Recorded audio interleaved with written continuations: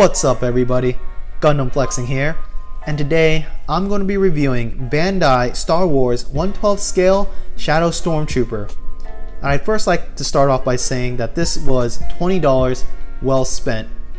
Aside from being iconic, this model is incredibly detailed and you get a ton of periphery items. The first periphery item I'd like to go over with is his little stand right here. And it goes perfectly into the mold of his left foot, like this. It's a small square because in the unboxing video you notice that this goes into a bigger square like this. And the square is pretty much designed and purposed if you have extra stormtroopers, because if you did, you could put them side by side with each other with this little piece under here, and you just slap it on the bottom and connect it to the next square. But because I only have one stormtrooper, the smaller square will suffice. The next items I'd like to go over are the two decal sheets, here and here. Now, this decal sheet on your left side is stickers, and this decal sheet here on my right side is water slides. So this is pretty cool. Bandai gives you options to choose one or other, or just use a combination of both. And as you see here, I decided not to use any of them. Not the Imperial signs, not the eyes, and not the mouthpiece. I think the finished product, the way it looks now, is incredibly perfect, phenomenal. The next ones are his hands. So this kit comes with a ton of hands. Here they are. You get a right trigger finger. You get what I call a Freddie Mercury finger pointing, and this is only for his left hand, so he doesn't have a finger pointer for his right hand. You have an open right hand, and you also have an open left hand, and these are just to hold the back ends of the rifles or the weapon systems. And this again gives you a lot of action poses. The one that's on the models right now is his right closed fist and his left trigger hand. On the model right now, you see that he has his main blaster system, and what you don't see on screen are these two weapon systems. The first one is his smaller little pistol, and this comes in two pieces, the muzzle and then the main body of the piece. So even the scope is part of the piece itself, and this is something I wish Bandai did more of. Essentially, just have a weapon system as a single piece in a runner and you just cut it out. This piece, although small, is incredibly detailed. For example, you could look here and see that the handle, you can see the gnarlings on the handle of the pistol, which I think is pretty cool. And the second weapon system is this much bigger blaster rifle machine gun kind of looking thing, and this is almost a single piece. The extra pieces are his muzzle, this piece right here, which I'm assuming is supposed to be like a tripod, but does not extend, and then the butt stock right here, which is pretty small. It's like pretty much this length. What I find a little bit weird is that there's an extra piece right here. It's a small piece and it sticks down right here, and there is no purpose for this piece whatsoever. It comes out incredibly easy, so if you want to keep this piece, use super glue. I kept mine in there without super glue, but it's going to come off and just be in the box. And just prove it, just like that. It comes out very easily. None of the hands can fit in it. It's just one of those small details. Nope, can't even put it back in. Again, this piece is, or this weapon system is pretty impressive too. It's detailed. You can see the muzzle.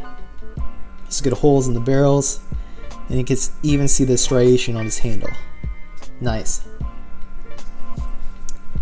Now, looking into the model itself, there's two favorite parts about this model for me. It's his helmet and it's his utility belt. His helmet is pretty incredible looking. It's menacing. It's jet black. It's sleek. You can see the reflection off the off the ball part on top of his helmet.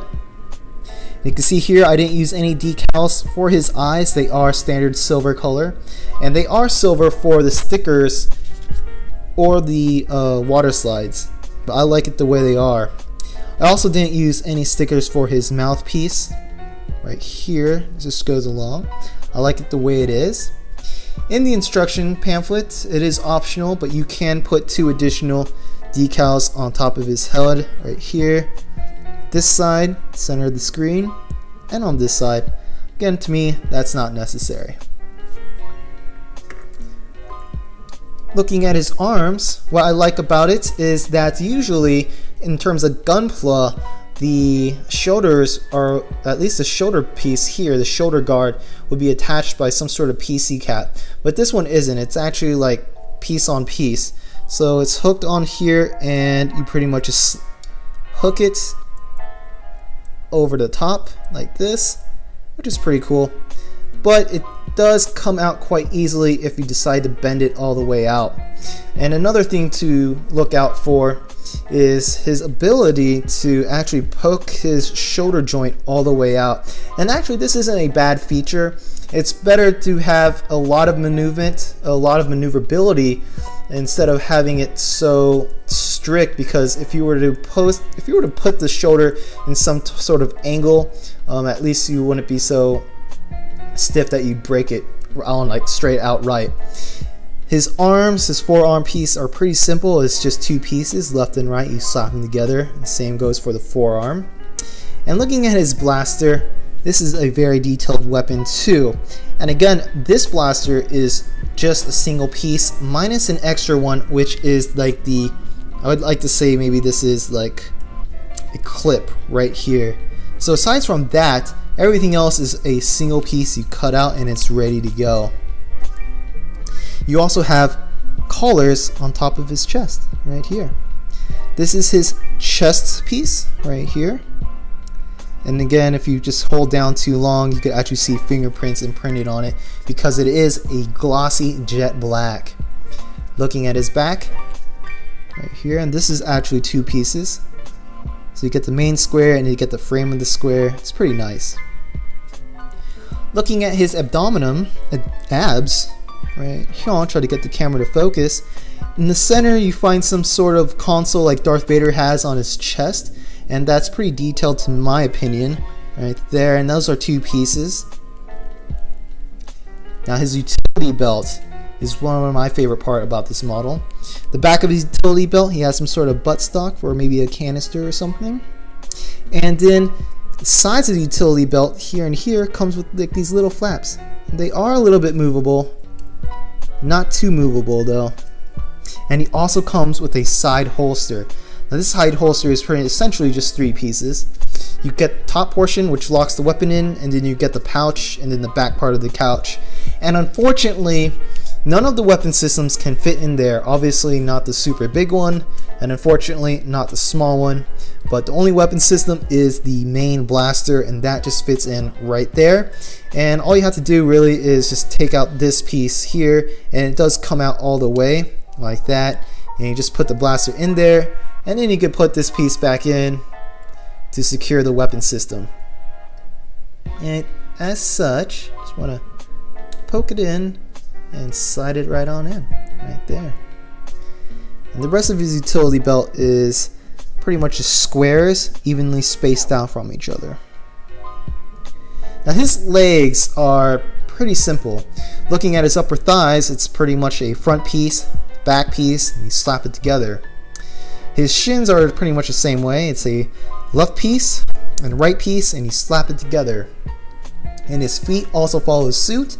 It's the top portion of his foot, I guess his boot or his shoe, and then you get the bottom of the soles, and you slap those pieces together. And this is pretty cool if you haven't noticed in Stormtroopers that his right knee has a shape that's very similar to his utility belt, but his left knee is flat. And I think this is just for an action pose if you were to put him in some sort of shooting from the knee kind of position. That's it. So overall, I think this kit is phenomenal. And if you watched my speed build video, if you do make mistakes on this kit, and I did make quite a few, you are able to hide it with a black Gundam marker. And I'm pretty sure a black Sharpie would work too, but this is what I use, and I can tell you that it hid all the blemishes and imperfections very, very well. Again, I think this kit is well worth.